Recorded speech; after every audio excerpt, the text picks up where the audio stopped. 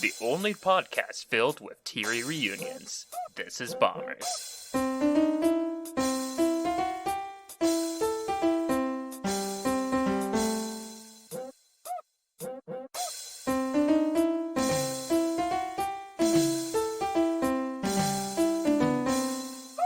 Oh my goodness, Xiber, I'm so happy to see you again.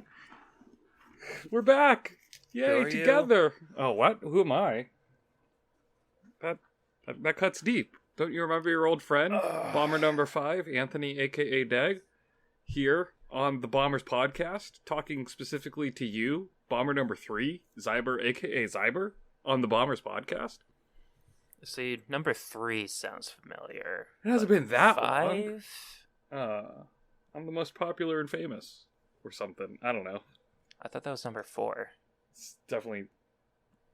Yeah, it is in fact number 4. You're right. Welcome to the Bombers podcast. It's been a while since we've had both Bombers here on the show together.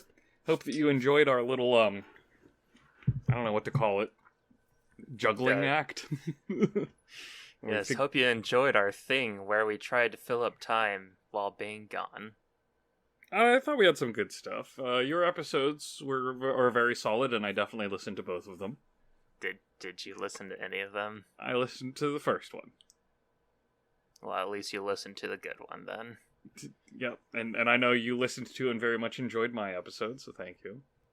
I have not had any alone time to listen to anything for a while. Yeah, now that you're not driving around as much. Yeah. We can talk about later why that is. Well, I'm happy that at least someone listened to my joke, though. I wasn't sure if anyone actually did. I did. And nobody else counts. But if you haven't listened to the Cheerio joke episode of the podcast, go back and listen to that. It takes like less than 15 minutes. You can pause this. It might take 20 minutes. You might be laughing for 5 minutes after it's over. But when you're done with that, come back here and listen to us. Yeah, I was really hoping that I could have gone like an actual 30 minutes out of it, but I only had one night to type it out, so... Yeah, and you don't want it to go for too much. Oh, no. No, the first time I heard that joke, it was for half an hour. Oh boy. It was amazing. That's... Go listen to that and then come back here. And we'll talk about cool stuff in this episode, like news items. That's cool stuff. Everybody likes news. Especially bombastic news. My favorite part of the show. News as bombastic. As usual, if you've been listening to this, you should know that you can go to our website, thisisbombers.com, which explains everything about ourselves, our podcast, our Twitch streams. Twitch. I don't know if I said Twitter or Twitch there, but it's Twitch. Twitch streams? That's kind of what they are, we'll be honest. Twitch. But you can get some Twitter posts from us if you go to our Twitter, This is Bombers. The last time I streamed on Twitch, actually, it sent out a tweet notifying that we were online. Crazy. So at least I had that fixed. I don't know if you still need to fix that. No idea. You can also see when our latest episodes release on Twitter. You can also see all that information on our Discord and also talk with us and other people that interact with us. Link in the description below. And finally, you can give us money at Patreon, where you become acquaintance, friend, or best friend of the show, or executive bomb deucer if you're crazy and insane and ridiculous. One of those. If you do any of those things, you'll get some bonuses, including being included in the Only Friends channel on Discord, where there's plenty of pictures of dogs and cats. You get some bonuses of being picked more likely to be a part of our community nights that we play every Thursday. You can also just exist and be proud, knowing that you gave us money. I'd like to point out, Xiber, it's quite apparent that we haven't done this for a while. I did just last week. Oh no, I didn't listen to last week's. It was a lot shorter than this. Yeah. Anyway, currently best friends of the show that are being shout out to. Boy. Are Anne and Rob. Our friends of the show are Haley, Aaron, and Reaper. And thank you to our acquaintances. Yay, you guys are all awesome and make it fun. I don't know, I was going to say something nice, but pretend that I didn't stumble over it and said something nice. We all know that we love you the most.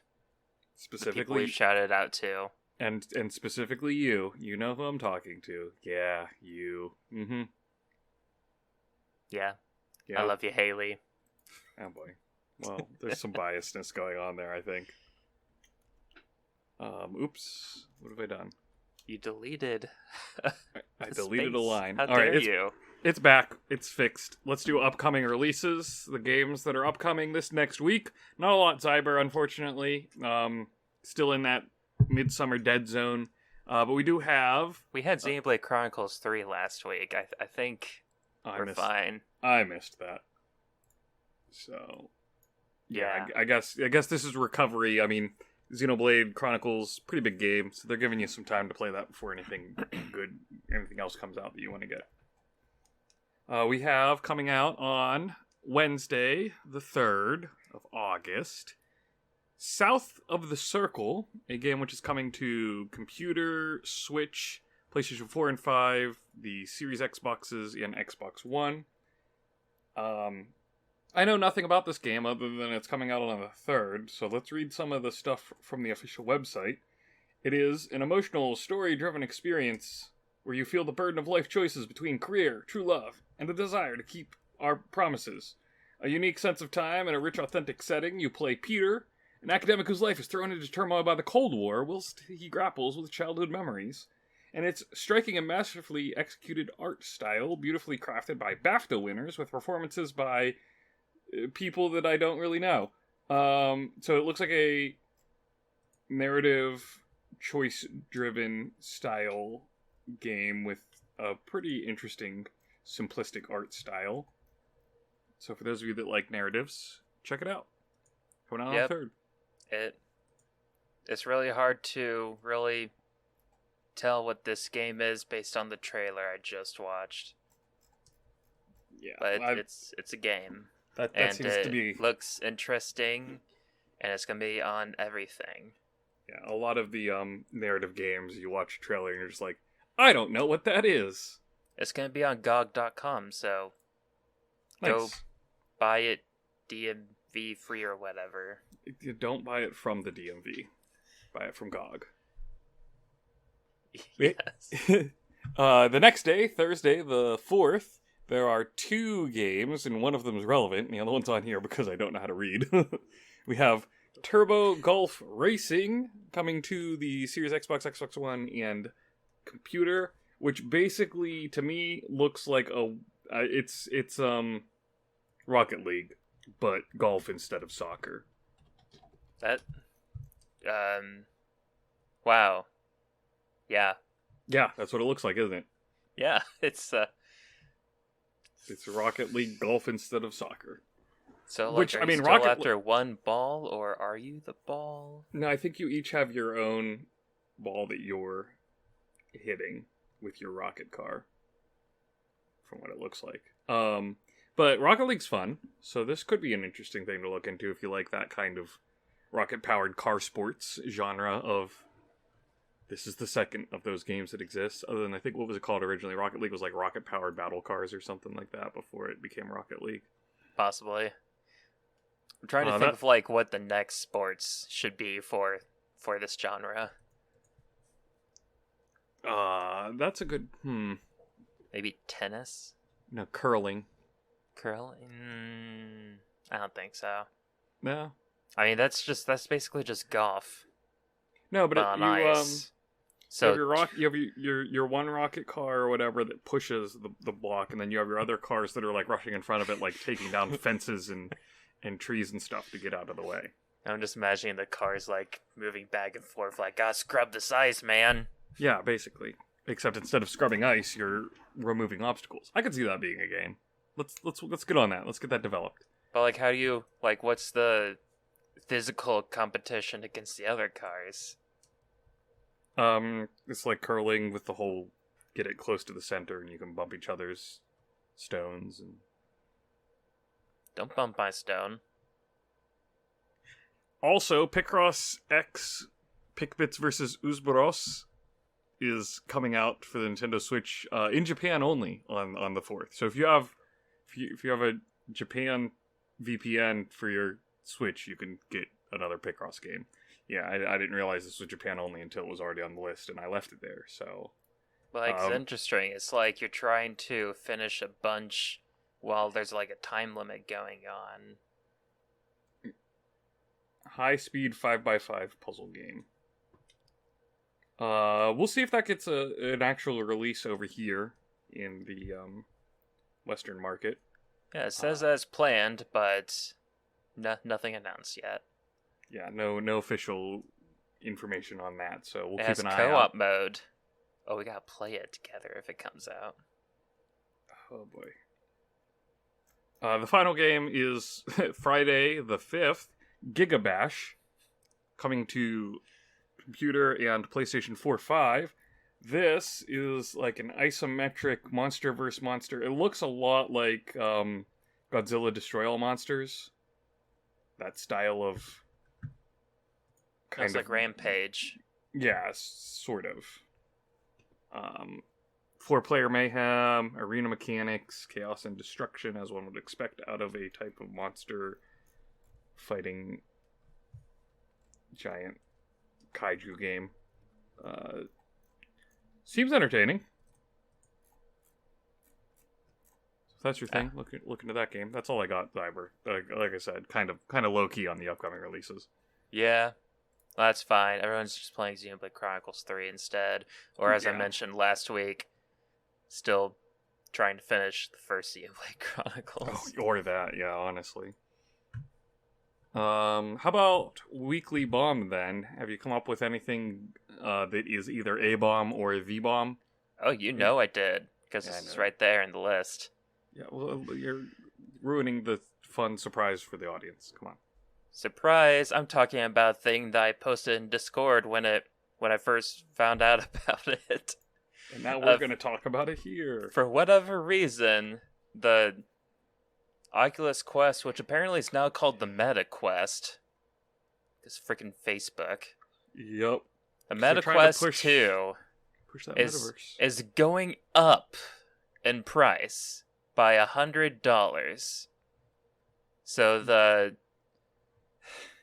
which is dumb, because this is supposed to be the quote-unquote budget VR headset, and now it costs about the same as any other VR headset with no, like, how are they justifying what is the change that the budget headset now is the same price? So to my knowledge, like, since the Quest 2 has come out, I don't think they've really done anything to improve it. Like, it's just been the Quest 2 this whole time. And originally, for 128 gigabyte storage, it was $299.99, or just $300. And the 256 gigabyte, which is twice the storage, was an extra $100 to be $400. Well, now the 128 gigs is $400, and the 256 gigs is $500. So you're getting $500 for the best option here, but it's still the Meta Quest 2, which isn't necessarily that powerful of a VR system. Like, the whole shtick was that it was supposed to be cheap and easy for people to use. Like, families could just play Beat Saber, because what else is there to play? Speaking of... For a limited time, every new headset purchase will include an offer to download the popular VR rhythm game Beat Saber at no additional cost. So if you buy this headset for $100 extra, and it used to be a few days ago, you get a $30 game for free. For a limited time. For a limited time. The only thing that the Quest still has going for it compared to a bunch of other headsets is the fact that it is a standalone headset. So you don't need to have a VR capable computer. You don't need to hook it up to a PlayStation, etc. That is the only thing that it really has going for it. Yeah, like, it's wireless, but you can get other wireless or headsets. It's just that you still need, a computer to run it. To run it, yeah. But still, it's like, that's... yeah, so, like, anyone that has a PlayStation or a good enough PC, which is less... Not hard less, anymore less these people, days. I guess, but still, yeah, it's like, if you want VR, wait for PSVR 2, or get a Vive. HTC Vive is around the same price as now, right? Yeah, the only difference is, again, with a Vive, you need to have a VR-capable computer, which, depending, can be, that'll take away your budget aspect. So I guess the Quest technically still has I don't have to have a powerful computer going for it, but it's not quite as budget as it was, and it's not really... Like, it's only marketed to people that aren't... It's a VR headset marketed to people that aren't interested in VR, and I think that's what's weird about it. And, like, also, like, you don't get all the games, like, that are available for, on Steam and all that stuff, I don't believe. I'm pretty sure you just get the Facebook store's VR games. It is, so it's like... is stuck in its own walled infrastructure. Yeah, so it's like, if that's the case... Get the PlayStation VR, even if it's the PS4 version, it's gonna be cheaper, and you probably have a PS4 if you have, I don't know. Yeah. Especially if you're just gonna be playing Beat Saber, like, I don't know. It's a weird price change. So I'm pretty sure I got the PSVR for like $350 or something like that. So I especially find it to be interesting because with a lot of technology, as it goes on, the components become easier, as the technology advances, things get cheaper. You're looking to pick up more people buying it, so you're trying to knock price off to get those who didn't do early adopter fees and whatnot. So it's weird that they're increasing price instead of keeping it the same or decreasing it, as a lot of other technology would do. Yeah, it just seems like a weird choice. I remember when the Vive first came out, it was a huge, it cost a lot of money, and it's not that great. It cost, the first Vive, and I know this because I bought into it, it cost $1,000 when it first came out. And, it was still amazing to me, but, there wasn't much there, and... The technology has vastly increased since then. But it was an early adopter thing. It's because there were early adopters that it was able to increase. And so... And the price has gone down significantly, as opposed to increasing, which Quest is doing. So, It has gone down while having better hardware and everything. So then you just got the Quest, which is... I bought a new Vive headset just recently, which I still haven't even set up because I went on this trip that I had, quote-unquote trip. And that was a third the price of the entire setup that I had before, and it's way better technology in this one. So, I don't know what to tell you. Weird choice, Meta. Yeah, so, speaking of VR stuff, though, there was more information released about the PSVR 2. I missed that. What did they say? What do you got for me? So basically, they have it where there's front-facing cameras on the headset, and it's not AR, I guess, because there's no altering of it, but it allows you basically to see the room you're in while wearing the headset, and that can be used. Nice. Yeah, that can be used for just finding where your controllers are, but also it's used while you're creating the box that you're playing in. Your play space. Yeah, and I'm just like, that's brilliant, because, other VR places, you have to basically just walk around a room with a controller in your hand and hope that it looks right. With the PSVR 2, PSVR 2, you have the headset on, so it's actually showing you the walls that you are creating, so you know that it is working correctly. Figure out your actual play space. That's nice. I like that. And who knows, in the future, they might actually adopt and use that front-facing camera for actual AR stuff. Yeah, and then they mentioned, I don't know if it was specifically the front-facing camera stuff, but they mentioned that they released something about PSVR 2 to developers, a functionality. It'd be kind of weird if it was just front facing, but if it is, well, that there you go. Yeah, but people can do things with it, development wise. I mean, if it's there, they might as well allow people to take advantage of it and use it for, something. That's where innovation comes from. Hey, here's a thing. Either it works and we adopt it in the future, or it doesn't work and it becomes just a fun gimmick of this particular piece of technology. Yep. So we got this information, but we still don't know when it's releasing, or how much it costs. That's the two biggest things that we need for PSVR right now, because I am definitely on board and I want one. I need to know when I can get it, and I need to know how much to budget for it.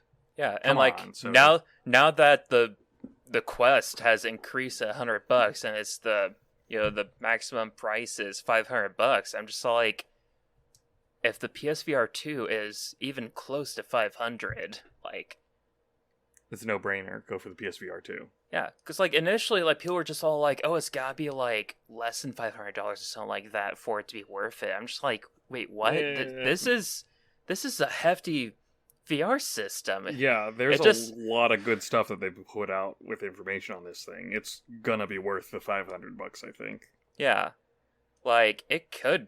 I hope it doesn't get to $1,000, but no, that seems a little. That excessive. that could be possibly how much it could cost if they put everything into trying to make the money back just from the initial cost of the headset. I imagine probably we're gonna see a price point closer to the 500 to 750 range. Yeah, that sounds like a good guess. That's sort of what I'm anticipating. But we'll see when the announcement comes out. Yeah. Sony did announce something though, Xiber, which I pulled up here. They have announced an official.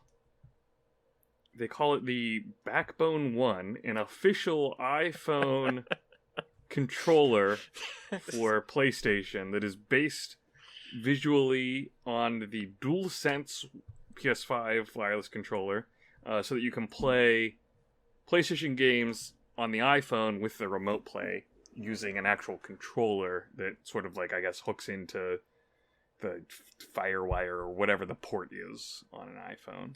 So what's great is that I just pulled up the YouTube video trailer for it, and it shows a dad with his family on the beach, and he's playing freaking Gran Turismo or whatever the racing game for PlayStation is while on the beach. And I'm just like, freaking enjoy the beach, dang it.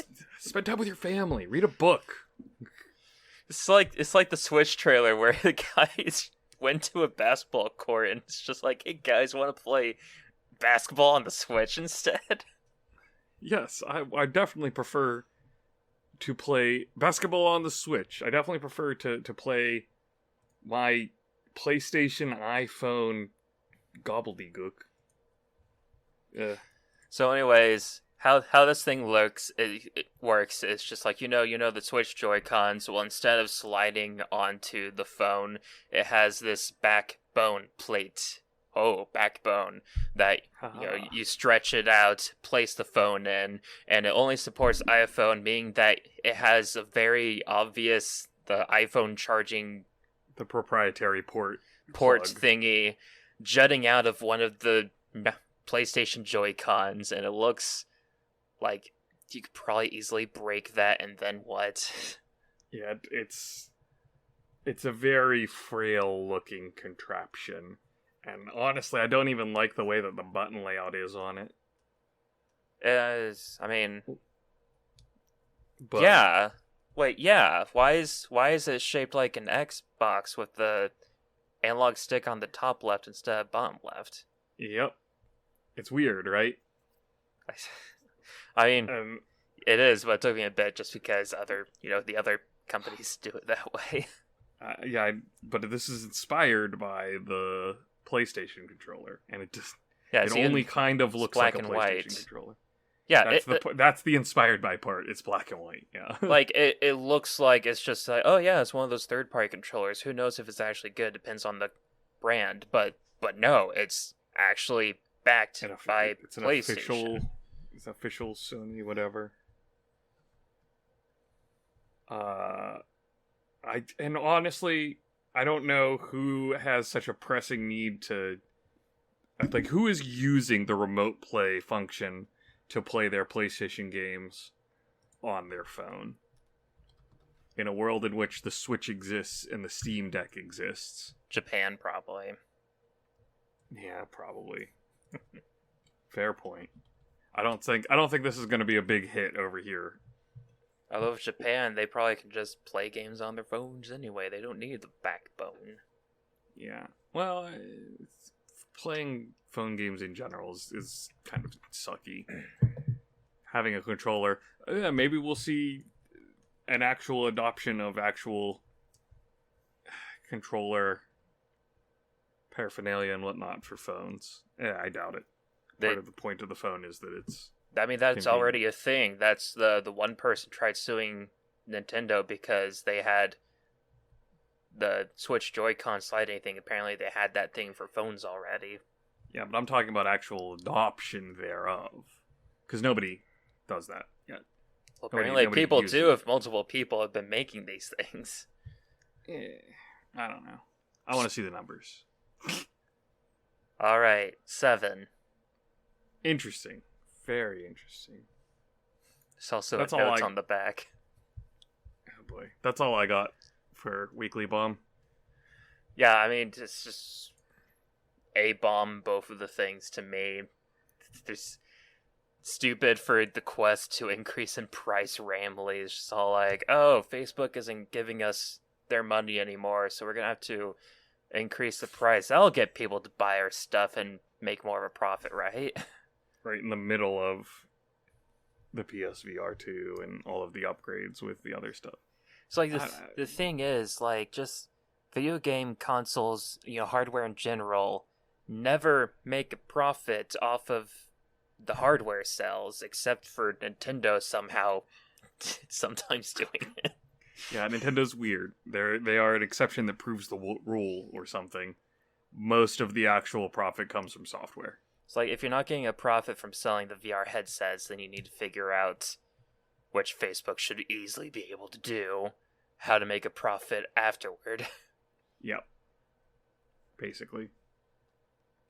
Alright, you want to do... What do we got? Bomber's Notebook? Get some questions out? Yes, hold on. Yes. Indeed. Questions. Alright. Bomber's Notebook, everyone's favorite part of the show, where we answer questions given to us by the live audience. First question is from... Yeah. Just looking at your reaction. First question is from Oshi. If you could have lessons, the time to practice, and no pressure, what new skill would you choose to learn?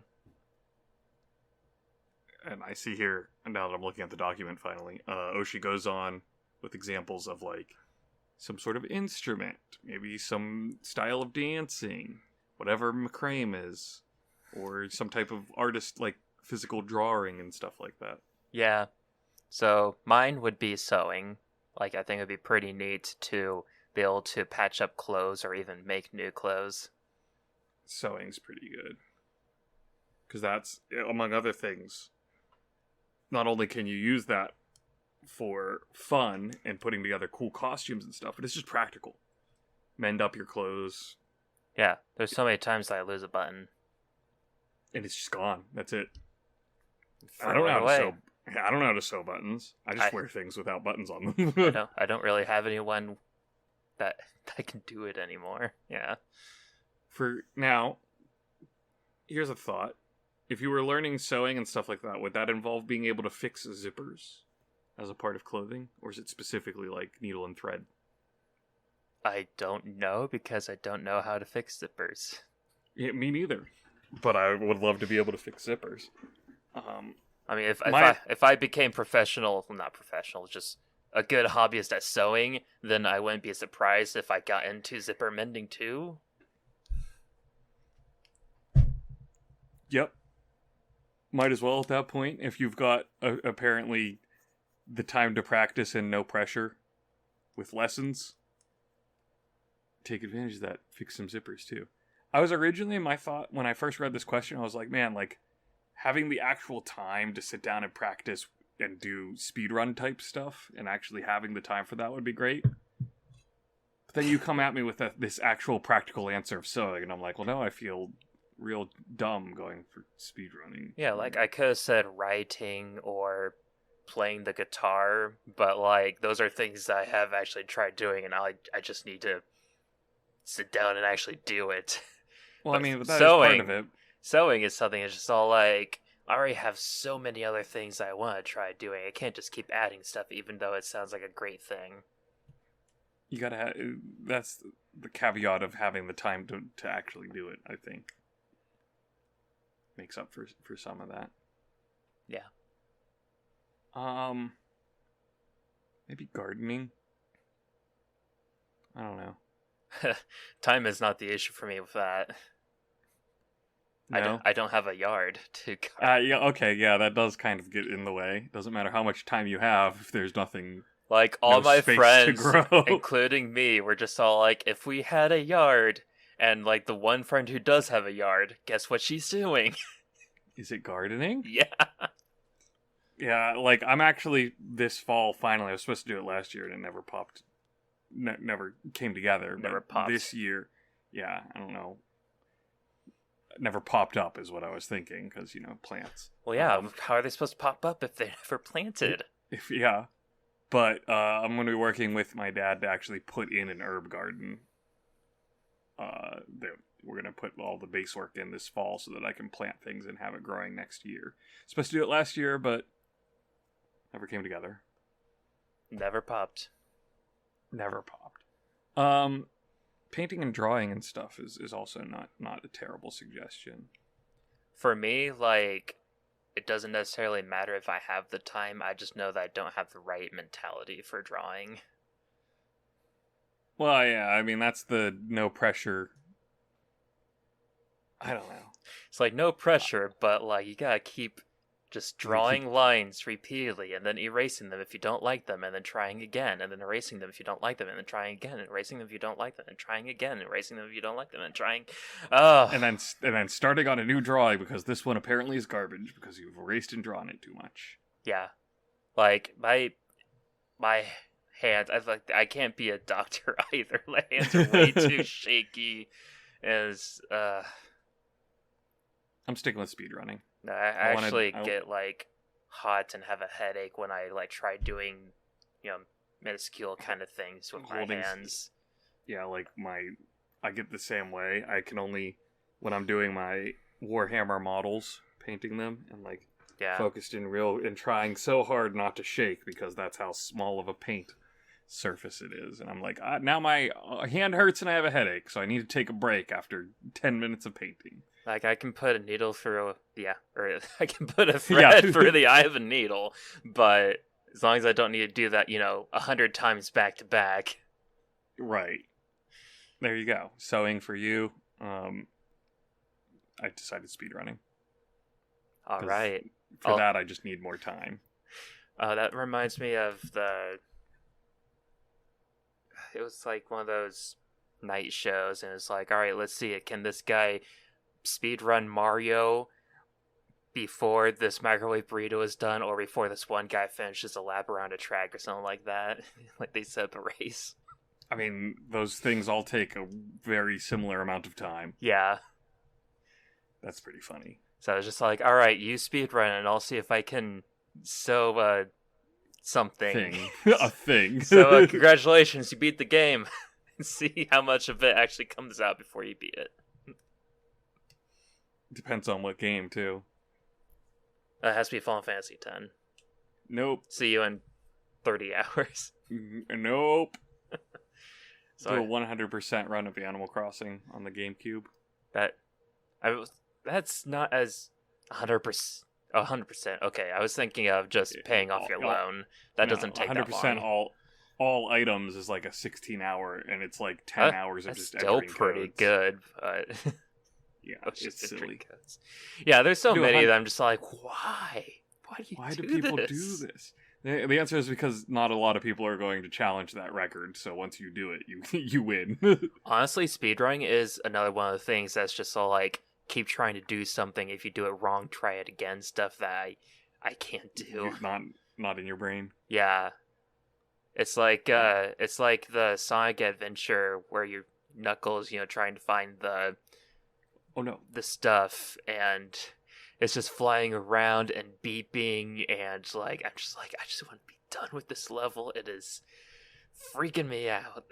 You just, if you're a speedrunner, you memorize where all the potential spawns are and go off of that. Yeah. Then you got to memorize where the potential spawns are. Yeah, I've only played the games like one Siege.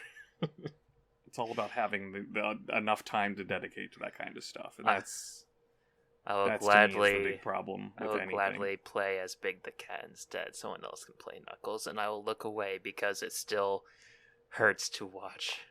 Oh, jeez. What else we got? Thank you, Hoshi, for that question. Yes. I hope we answered it to your liking. Yeah, hopefully that was entertaining.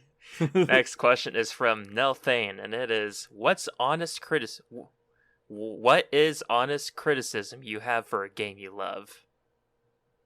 Honest criticism for a game you love. What's yours, Xiaber?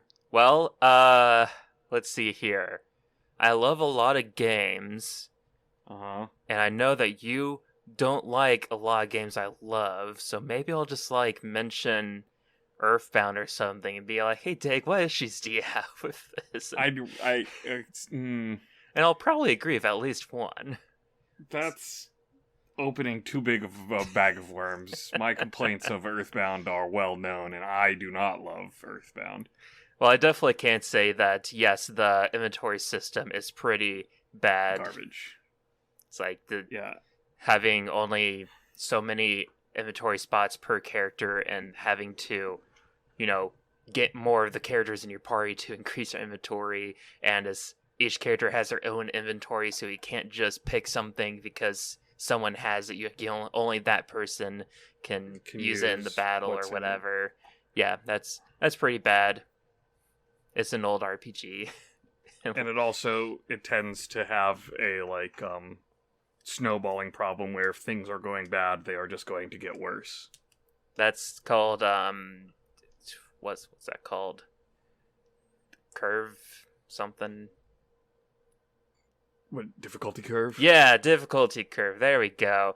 That's how you know. Oh, I better grind. Yeah, well, throw that into my list of things to complain about. Grinding. It's an RPG for you.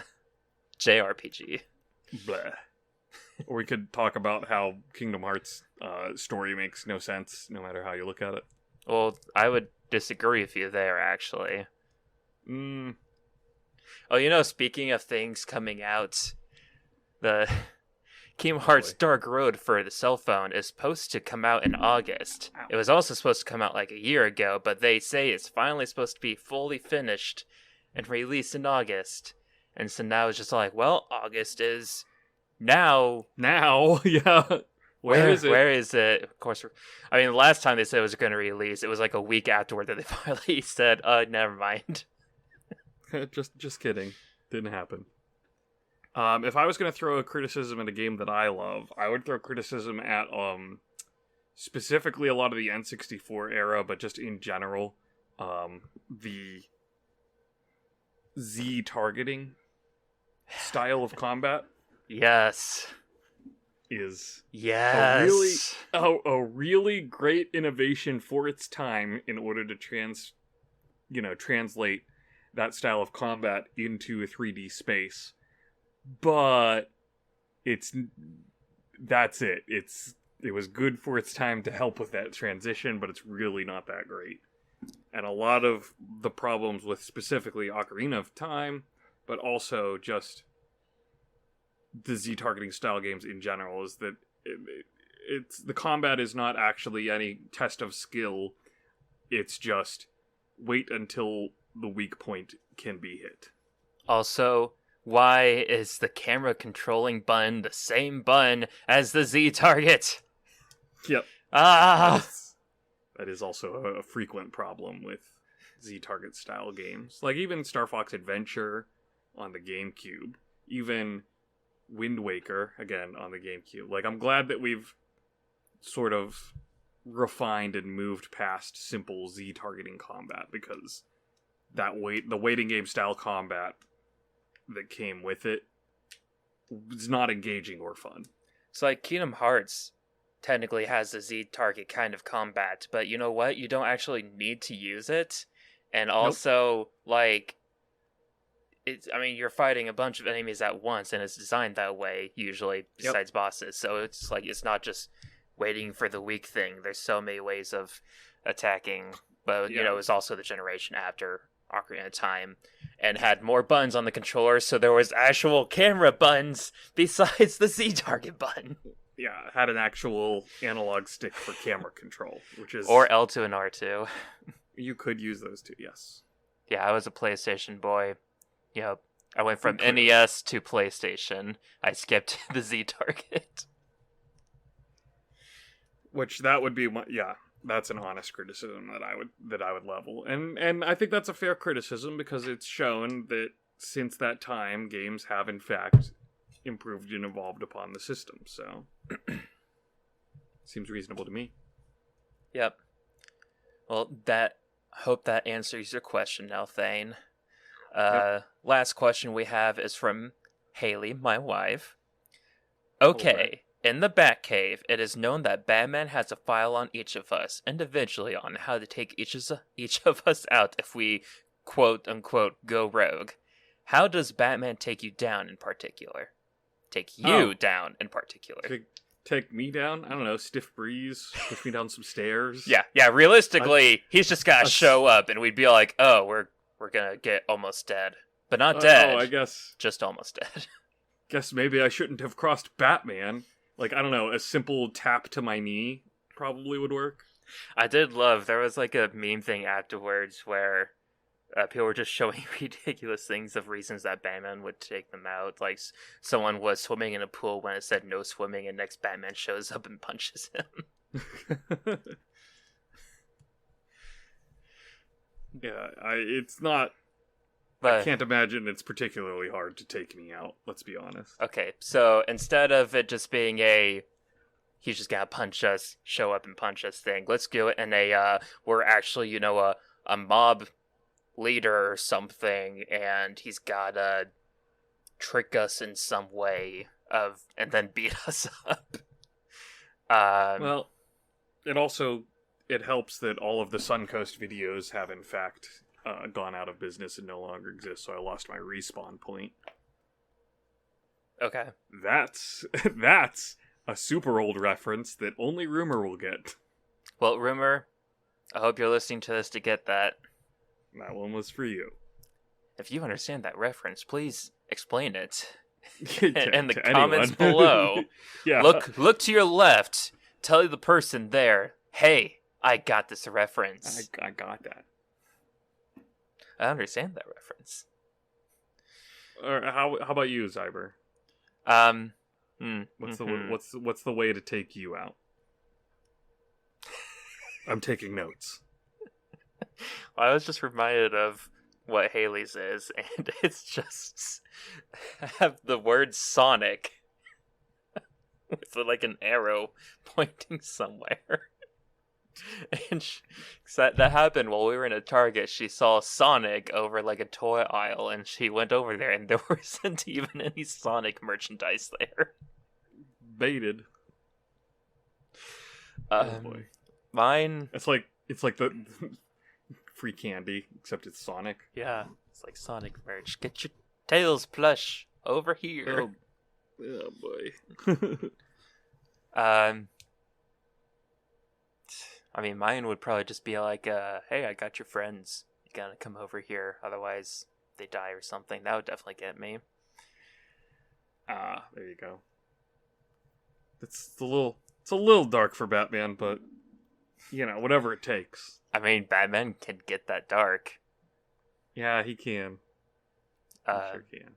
Otherwise, like, I don't know, may have like a macaron stand or something. Ooh, I do like macarons. Yeah, right? Go for a macaron right now. She's like, look, baked goods. Baked good. Ice cream. Ooh. Batman. Then you just fall into a trapdoor.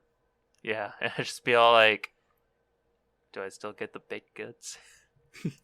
You go to like sniff a fresh out of the oven apple pie, and Batman's fist just pops out. I didn't want a knuckle sandwich. I wanted an apple pie.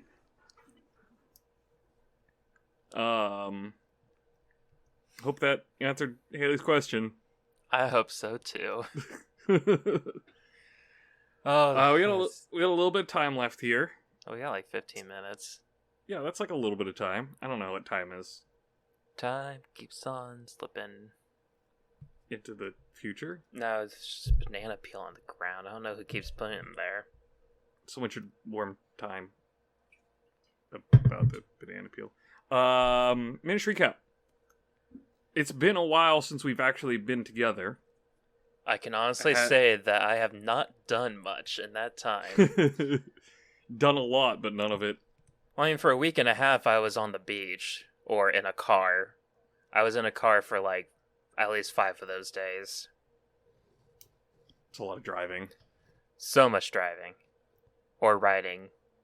What's your way to pass time for like long road trips like that? Are you like a listen to music? Or you play road trip games? So drive in complete silence? Here's what I did. I brought my 3DS with me. And also my Game Boy Advance, but I didn't touch that. And I ended up playing Metroid Samus Returns. And also Kingdom Hearts Recoded. One of those sounds better than the other one. I know, Recoded is pretty great. Oh, boy. I actually talked about that last week because I figured I would talk about Samus Returns here with you this week. That's me. Because I realized, like, I went through all the 2D Samus Metroid games, but I skipped Samus Returns because I played the fan game instead. Another Metroid 2 remake? Yeah. So what do you think of Samus Returns, both as a standalone Metroid game and compared to AM2R? So, like, while playing it, I was trying to remember, like, where AM2R was based on my location, and it's just a completely different map and environment. Like, it's like there's nothing to really compare it. Interesting. So, yeah. But for, like, gameplay-wise and such, AM2R played... I think it played just like Super Metroid, if I remember right. I think that was the idea behind that remake, was to have it basically a Metroid 2, but with Super Metroid gameplay. Yeah, but then you have Metroid Samus Returns, which was made after Metroid Fusion and before Metroid Dread, and it plays like something in between. Like, I was playing this, I'm just like, wow, yeah, they definitely put stuff in here that then they refined or worked more on for Metroid Dread. Like, they included the melee thing you do to then... like the counter type stuff. Yeah, which I actually really enjoy. It makes it so that you can't just get demolished if there's multiple enemies around. Although it is annoying that you can only... Like, you can hit all of them if they try to do the attack at you at the same time, but then you can only actually do the counter attack against one of them. The other ones, thankfully, are stunned, so you can either missile them or shoot them a bunch because they don't get killed in one shot. But buys you some breathing room, though. Yeah, like, you can still also just run away or whatever.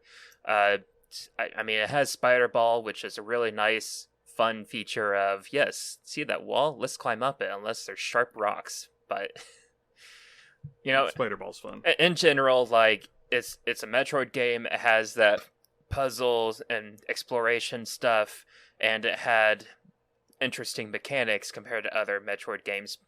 Just like the original Metroid 2 that it's a remake of. Yeah. That you don't see in other Metroid games, or don't see until Metroid Dread. Which is Dread. I mean, like, the only thing I was really missing from Samus Returns was the sliding mechanic that they added in Dread. I was just like, man, I wish I could just slide under this flying enemy or something.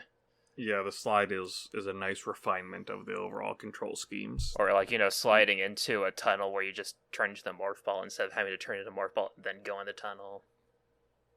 Simple, like quality of lifestyle almost.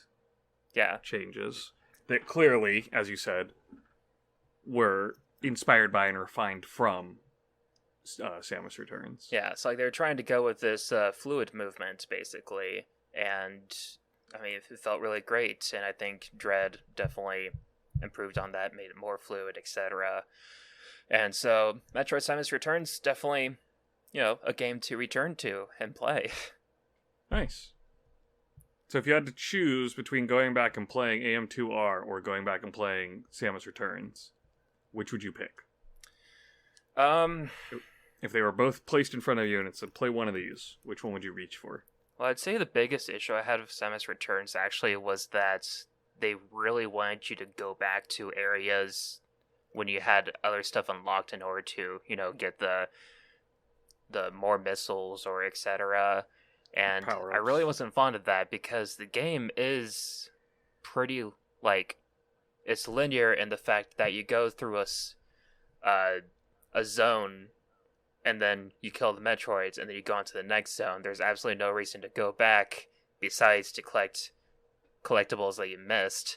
And so when there's collectibles I missed, specifically because I just didn't have the thing before, it's like, well, that's not as enjoyable. It's not like the other Metroid games where you do have to go back because it turns out this area that you couldn't get through, you have to go through in order to get to a new area. Like, that is something from Metroid that I absolutely loved that definitely was missing from Samus Returns.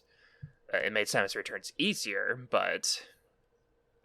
that feels like another thing that they kind of fiddled with a little bit when they took it into Dread, because one of my complaints about Dread was the whole lack of being able to go back and find power-ups at a time in which you had a new unlock.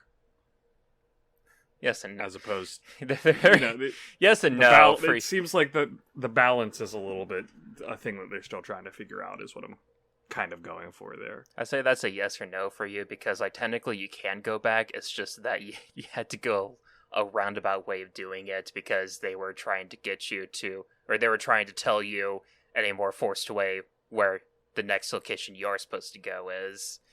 So yeah, and it felt a little bit, let's say, the execution was not quite great for my experience, is a diplomatic way of saying that. I would say that if it wasn't for I forget what they're called, the dread zones where the robots show up. The if it wasn't robots. It wasn't for those areas, it probably wouldn't have been that bad, just because, you usually have to go through that area to get to the next area, but it's like, well, I don't actually know, what exit portal I'm supposed to go through. Yeah, I didn't care for the Emmy stuff in general. It was more of an annoying grind than any sort of actual tension, in my experience. As for the reason I was not available this past weekend, I was working as a security supervisor for an anime convention here in Pittsburgh. We ran it.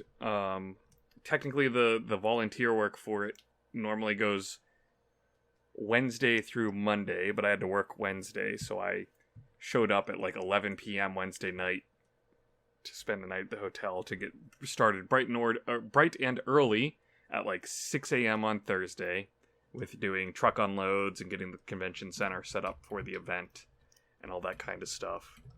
And then ran all the way through to pack up on Sunday, our post-event dinner to celebrate a successful event. And then Monday was the truck unload, which I did actually help with. Over the course of Thursday through Monday, I got over 113,000 steps, which is over 60 miles or over 99 kilometers for Oshi. So that was a lot. There was a lot of walking around. I got blisters on my feet. My feet are still a little swollen from all the walking and beating up that I did to them. Yeah, so that's around 32,000 steps a day. Yeah, Sounds about right. Which is, yeah, like, I think the highest I've done was around 20,000. That's when I was hiking up mountains throughout the day. Yeah, I think I've definitely gotten above 40,000 at one of these events in one day.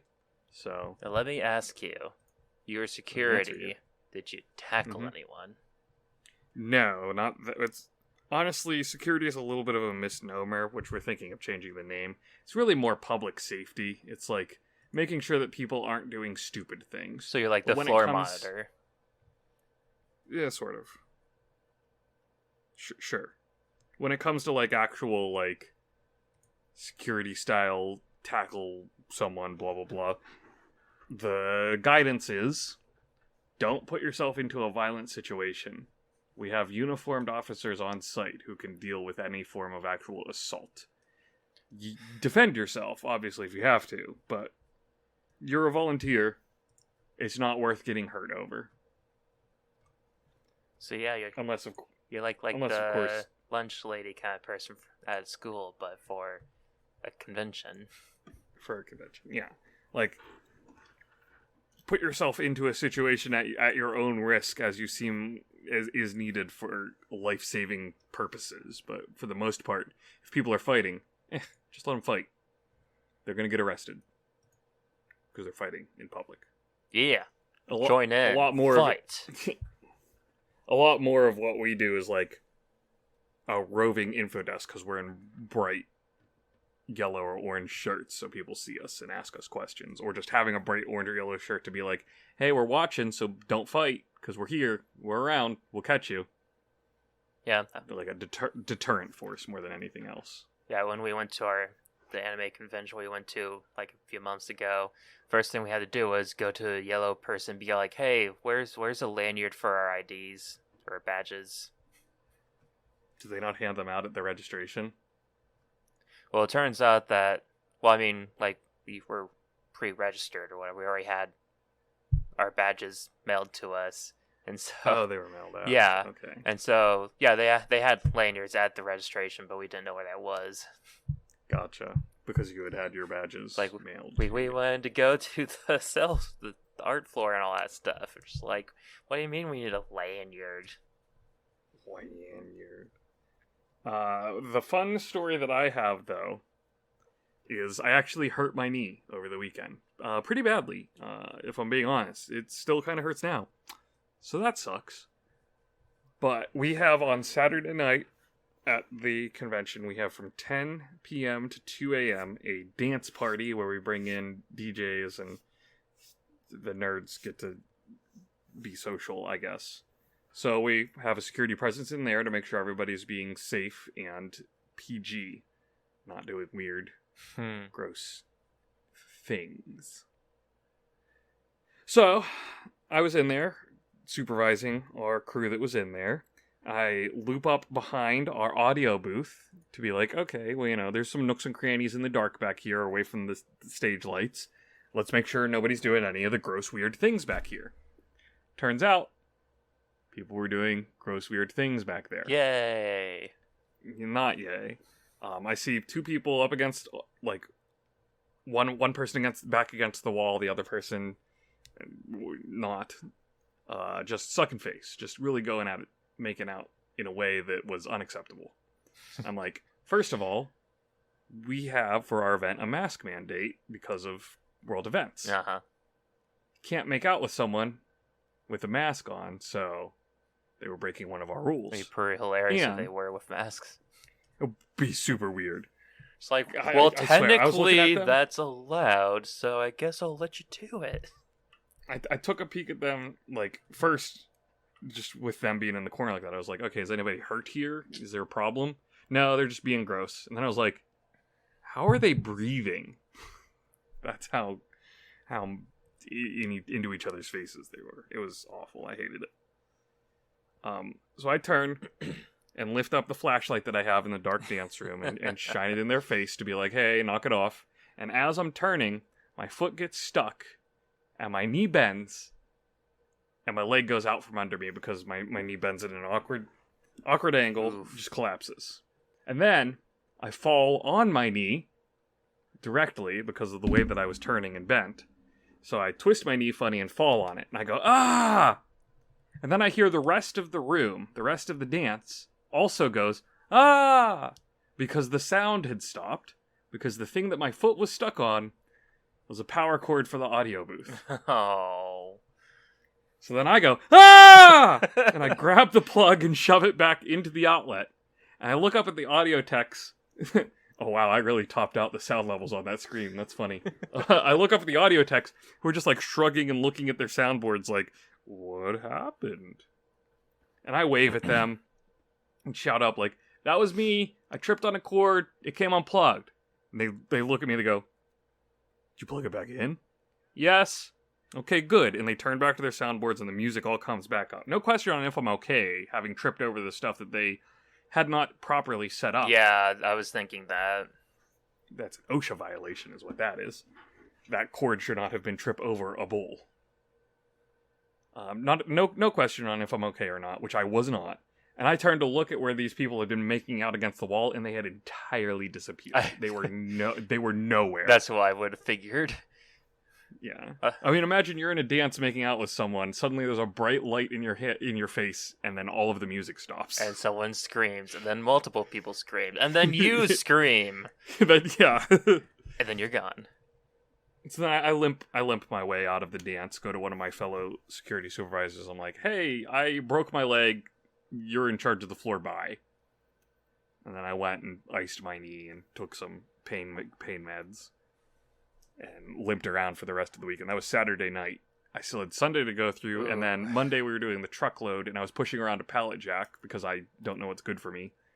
And something in my knee popped. But it popped back into place. Because after it popped, it felt better, not worse. So It all worked out in the end.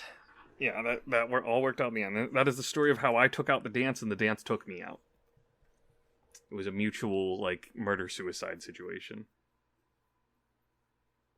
So that was my weekend. A lot of walking, hurt my knee. Everything else went fine. We had about 8,030 people was our attendance for that convention. So pretty respectable. And I'm still recovering. Still to this day. Still to this day. Right now as we're recording. I got nothing else to talk about this week. It was nice to be back with you, Xiaber. It's certainly something. No tears here, Thanks. though. I cried, but that's only because I remembered how much my knee hurts. My feet are also hurting.